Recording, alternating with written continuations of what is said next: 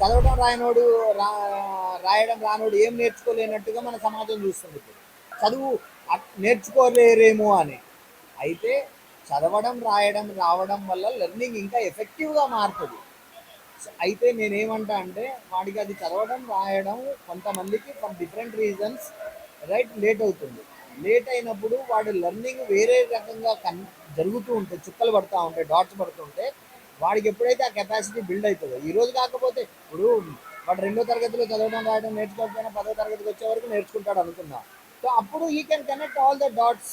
ఇప్పుడు ఒక ఆయన 22 ఇయర్స్కి సివిల్ సర్వీసెస్ కొట్టాడు, ఒకటి 35 ఇయర్స్కి కొట్టాడు. అంటే 25 ఇయర్స్కి కొట్టినోడు best, 35 years కొట్టినోడు వేస్టా?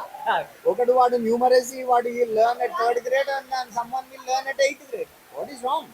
He might have learned something else during that time. Logic. So అందరినీ నువ్వు నేర్చుకోలే కాబట్టి నువ్వు వేస్ట్ కాడివి, నువ్వు స్లో లర్నర్వి, కాకపోతే ఆ పేరు పెట్టకూడదు, పిలవకూడదు, గ్రేడ్లు చేయకూడదు అని మనమే అన్ని. మనము వీఆర్ జస్ట్ ద గాడ్ అంతే, దానికి సంరక్షకులం మనం.